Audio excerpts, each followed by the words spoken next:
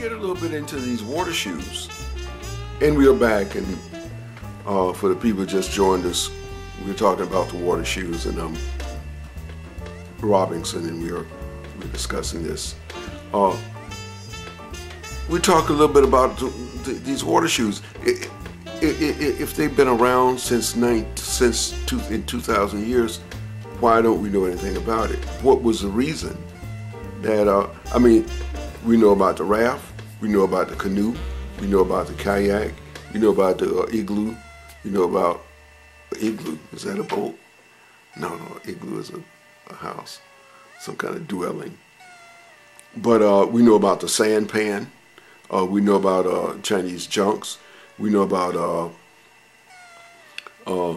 Viking ships and all this other stuff, but for some reason they missed the water shoe. Now, we think it might be some religious reason, but right now we're talking about the European history, so and how things are mixed. Now, we could look at American history, and we talked a little bit about the Wright brothers. What goes on early on in American history, and we could see this in world history.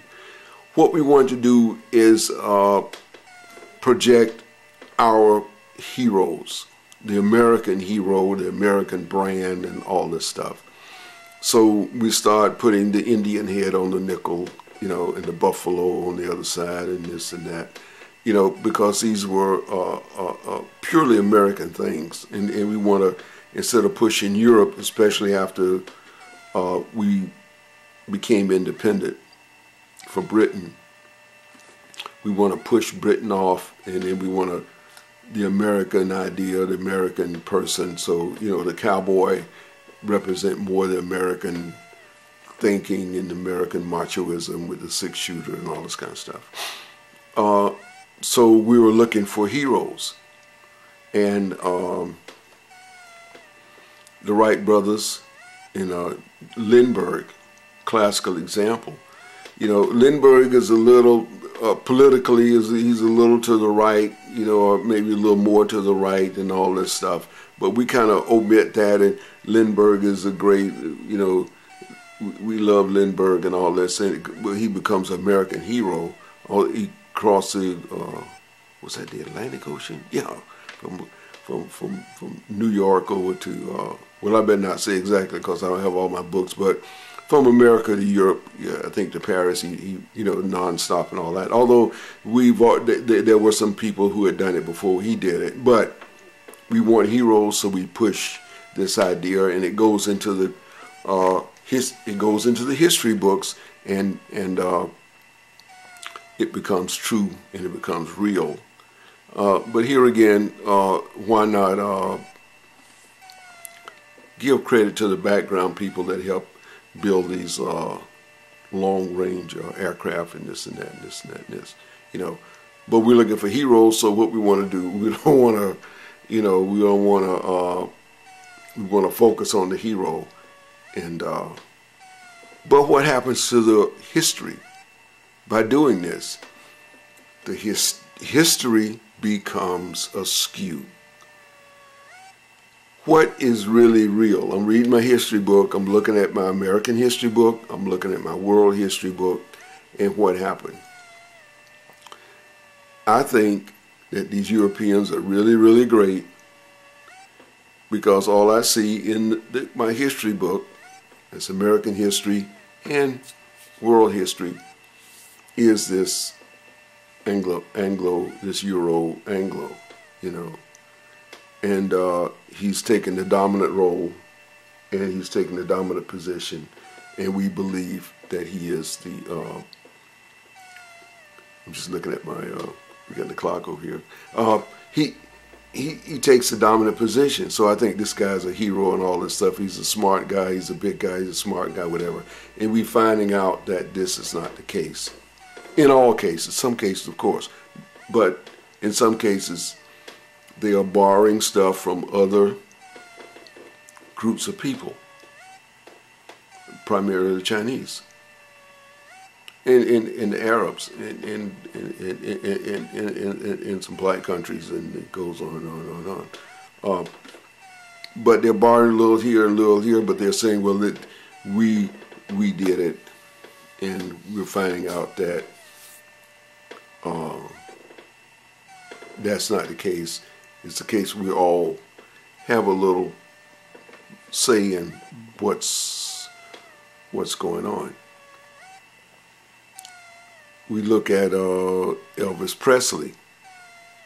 Elvis Presley is a great rock and roller, and we find out later, but well, what is the real case? The real case is somebody else is writing his music. Somebody else is teaching him how to wiggle and jiggle, you know. And this is coming from, of course, he added his little 2 cents into what is going on, but the nation wants a European hero, so what do? They find, or they create this Elvis Presley. And the Beach Boys for surfing. You got these Hawaiians surfing all of a sudden. In the movies, all the Hawaiians are gone. Now these blonde-haired kids are, they're all the surfing heroes. And the same thing with Kung Fu, you know, Norton and all the rest of these guys, they're the super Kung Fu heroes. What happened to the Japanese and Chinese who created this?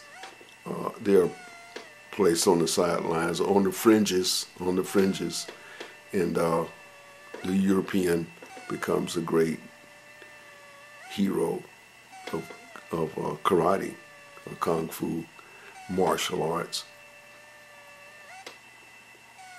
And maybe all that's great, and all that was great at the time, and I'm looking at my clock, at the time, got a couple more minutes, at the time, but what is going on now in 2012, 2013? What's going on? We have the computer, and now we can find out for ourselves that this is not exactly the case.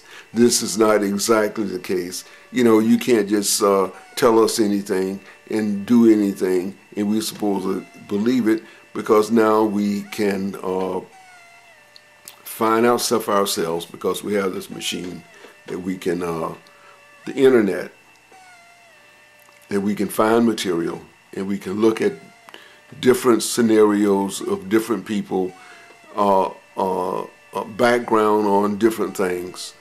And before, we didn't have but one point of view. And the point of view was filtered maybe through the universities. And we'll talk about this. Okay, it's about time, so it's about 10 minutes. And we're going to crank on around. Okay, stay with us, because this is the background of how we think and why we think what we think. And do we want to continue to think in the same form,